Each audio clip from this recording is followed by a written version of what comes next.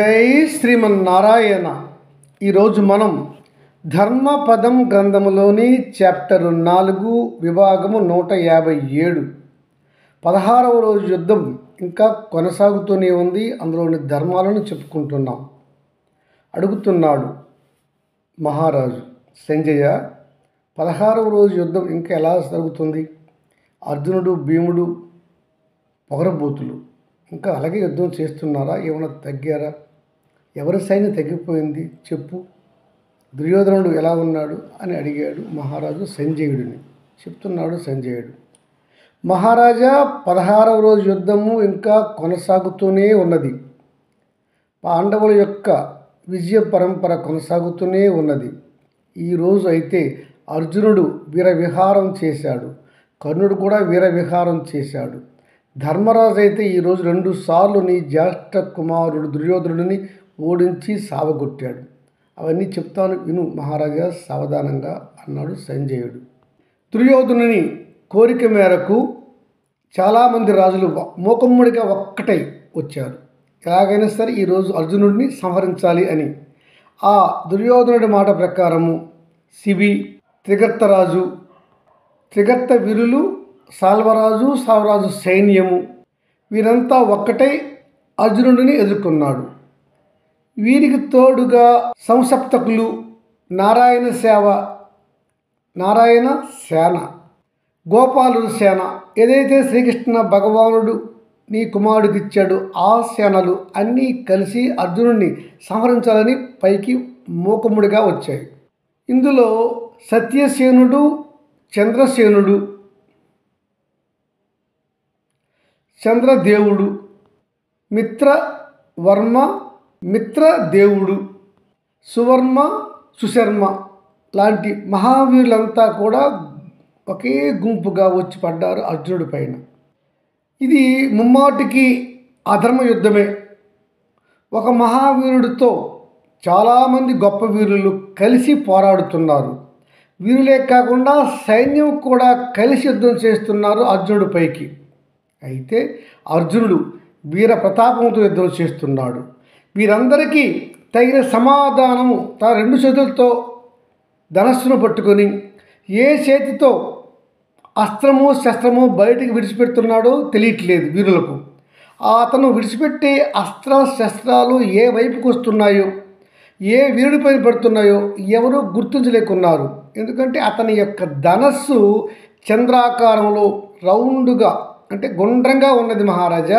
గుండ్రంగా ఉన్నటువంటి తన యొక్క ఈ ధనస్సుతో గాంధీవంతో ఆ అర్జునుడు 2 చేతులతోనూ అస్త్రశస్త్రాలు సంధించి మన వీరులను కొట్టిస్తున్నాడు. మన వీరులు అర్జునుడు యుద్ధం చూస్తున్న ఎలా ఉందంటే, గొర్రెల మందలోనికి పెద్ద పులి వచ్చి దూరి నాశనం చేస్తుందా ఆ గొర్రెలను అన్నట్లుగా ఉంది మహారాజా. అంత భీకరంగా యుద్ధం చేస్తున్నాడు ఫల్గునుడు.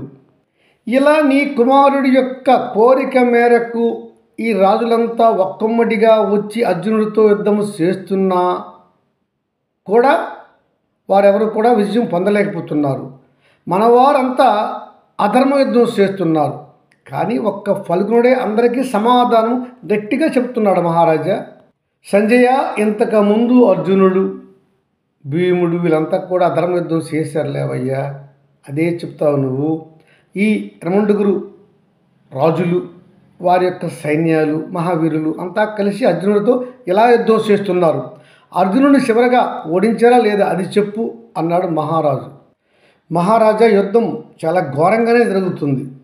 అయితే అర్జునుడి యొక్క అస్త్ర శస్త్రాలకు మన యొక్క 2 రాజులు, వారి సైన్యము నిలవలేకపోతుంది.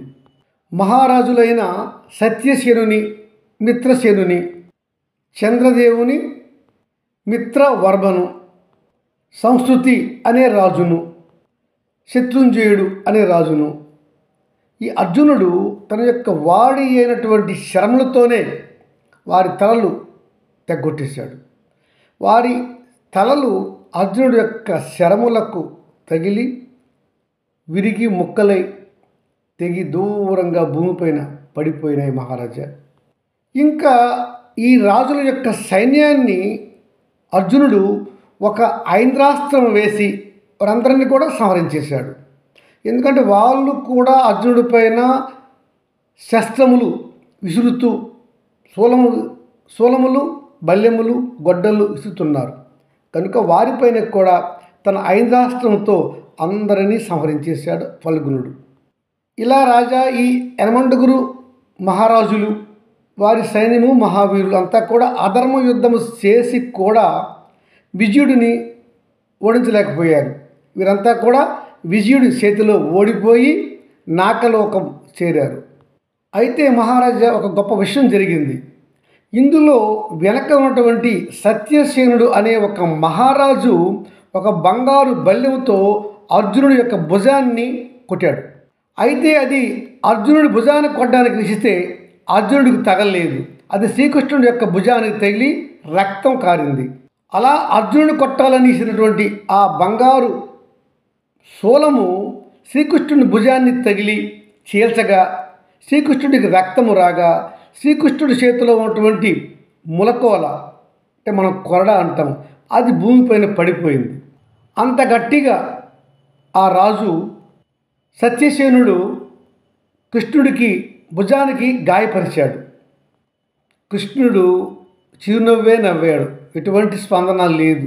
కానీ కృష్ణుడికి ఎంతటి బాధ కలిగించినటువంటి ఆ సత్యసేనుడిని మాత్రము మామూలుగా సంహరించలేదు అర్జునుడు. దగ్గరగా వెళ్ళి అతడిని ముక్కలుగా తన శ్రమలతో కొట్టేసి చిత్రహింస చేసి చంపేశాడు.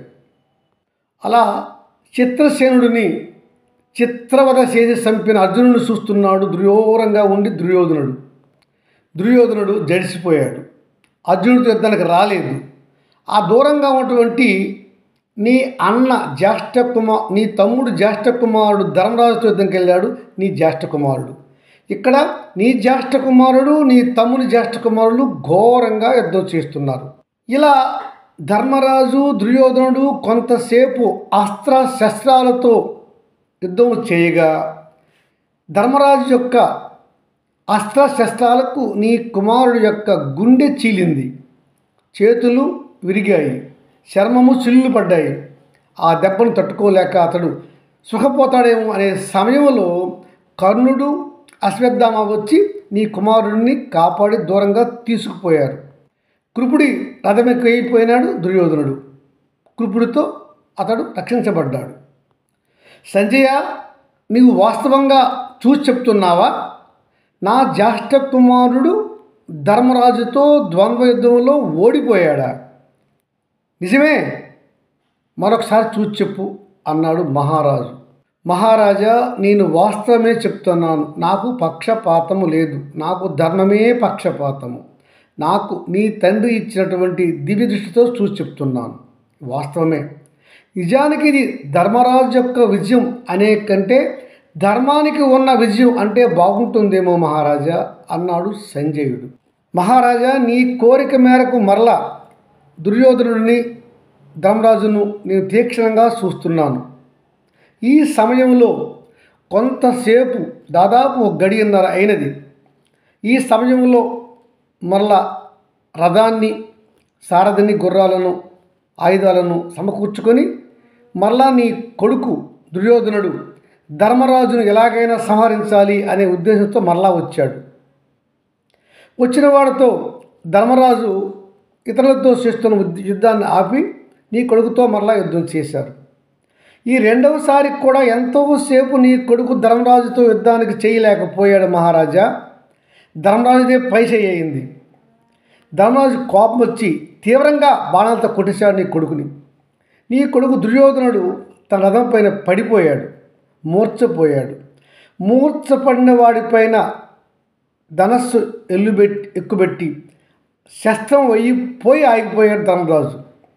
చిచ్చి పడిపోయినాడు కదా, ఇంకా వీడిని నేను చంపకూడదు, వీడిని సంహరించడానికి నా తమ్ముడు ఉన్నాడులే అనుకొని నీ జ్యేష్ఠ కుమారుడిని రెండవసారి కూడా చంపకుండా వదిలిపెట్టాడు ధర్మం తెలిసిన ఆ ధర్మరాజు. చిచి, వీడి శక్తి ఇంతేనా, నేను ఏమో అనుకున్నాను.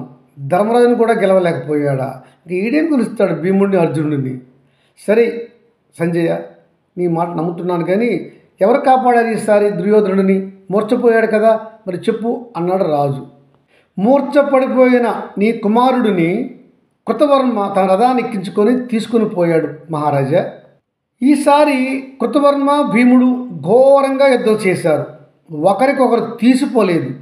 ఆ సమయంలో కృతవర్మకు మన కురువీరులు 10 మంది వెళ్ళి సహాయంగా వెళ్ళారు. అప్పుడు భీముడికి సహాయంగా వెళ్ళాడు అర్జునుడు. కోపంలో ఉన్న అర్జునుడు ఆ పక్కన ఉన్నటువంటి మన సైన్యాన్ని దాదాపుగా 10,000 మందిని సంహరించేశాడు. మన సైన్యాన్ని అర్జునుడు అలా సంహరించేసరికి 1-2 గడియల తర్వాత మూర్ఛ నుంచి తేలుకున్నటువంటి జ్యేష్ఠ కుమారుడు వెళ్ళి అర్జునుడితో యుద్ధం చేస్తానని వెళ్ళాడు. అయితే నీ కొడుకు అర్జునుడితో ఎంతసేపు యుద్ధం చేయలేకపోయాడు. కొంతసేపటికే దుర్యోధనుడి యొక్క ధనస్సు విరిగిపోయింది. సారథి చనిపోయాడు, గుర్రాలు చచ్చిపోయినాయి, రథం విరిగిపోయింది. ఇంకా సంహరించేద్దాము అని అనుకున్నాడు అర్జునుడు, కానీ సంహరించలేదు నీ కుమారుడిని. ఇలా దుర్యోధన అర్జున ద్వంద్వ యుద్ధంలోనికి కృపాచార్యుడు అశ్వత్థామ వచ్చి దుర్యోధనుడిని దూరంగా తీసుకుపోయారు. మా ద్వంద్వ యుద్ధానికి మధ్యలోకి మీరు వస్తారా అనే కోపంతో అర్జునుడు కృతవర్మకు, అశ్వత్థామకు, కృపాచార్యుడికి తీవ్రమైన బాణాలతో గట్టిగా కొట్టాడు. వారి యొక్క విల్లు విరిగిపోయినాయి, వారి యొక్క రథం కూడా విరిగిపోయింది. ఆ పక్కనే ఉన్న దుశ్శాసనుడిని కూడా తీవ్రంగా బాధించాడు అర్జునుడు. వారందరూ రథాలు లేక, ధనస్సులు లేక బెన్నిచ్చి వెనక్కి వెళ్ళిపోయినారు. ఇంకా వాళ్ళు యుద్ధం నుంచి వెనక్కి పోతుంటే వారిపైన అర్జునుడు అస్త్రశస్త్రాలు సంధించలేదు. కానీ అర్జునుడు మాత్రం కర్ణుడిని వదలలేదు. అర్జునుడు కర్ణుడిని వదలలేదు. కర్ణుడిని బాధిస్తూనే మన సైన్యాన్ని కూడా సంహరిస్తున్నాడు అర్జునుడు. ఇలా యుద్ధం చేస్తూ ఉండగా కర్ణుడు అర్జునుడితో సామాన్యంగా యుద్ధం చేయలేకపోయినాడు, వెనక్కి వెళ్ళిపోయినాడు. కానీ మహారాజా, మన సైన్యము ఈ 16వ రోజు చాలా బాగా తరిగిపోయింది. ముఖ్యంగా అర్జునుడే మన సైన్యాన్ని సంహరించేశాడు. మన వీరులు ఎవరికి కూడా అర్జునుడితో యుద్ధానికి ముందుకు రావడం లేదు, జడిసిపోతున్నారు. సూర్యాస్తమం జరిగింది. పాండవ సైన్యము, పాండవ వీరులు వారి గుడారాలకు వెళ్ళిపోయినారు సంతోషంగా. మన సైన్యము, మన వీరులు కూడా మన గుడారాలకు వచ్చేసారు, కానీ బాధతో వస్తున్నారు. చాలా బాధగా ఉన్నాడు దుర్యోధనుడు. హతవిధి, ఈ కుంతికి పుట్టిన పాండవ మధ్యముడు మా పాలిటి యముడయ్యాడు కదా, మమ్మల్ని అందరినీ హింసిస్తున్నాడు, మాకు జయము రాకుండా అడ్డుకుంటున్నాడు ఈ అర్జునుడే. అవునులే, మరి సాక్షాత్తు శివుడినే మెప్పించాడు యుద్ధములో. ఇంద్రుడితో ఇంకా అగ్నిదేవుడితో వరాలు తీసుకొని చాలా అస్త్రశస్త్రాలు సంపాదించుకున్నాడు. రాక్షసులను కూడా సంహరించాడు. అంతటి వీరుడితో మాకు యుద్ధం రాకూడదు, కానీ నా కొడుకు వల్ల వచ్చింది. అర్జునుడి సంగతి, అతని శక్తి మాకు తెలుసు కదా. ఉత్తర గోగ్రహంలోనే మమ్మల్ని అందరిని కూడా ఓడించాడు ఆ అర్జునుడు. మాకు అతని శక్తి తెలుసులే. సంజయ, ఏం చేస్తాం? అర్జునుడికి ధర్మము, దేవుడు, శక్తి అన్నీ తోడ్పడ్డాయి. గనుకనే ఈరోజు మా సైన్యాన్ని అలా సవరించేశాడు. సరే, ఏం చేద్దాం అని బాధపడుతూ ఉన్నాడు మహారాజు. జై శ్రీమన్నారాయణ.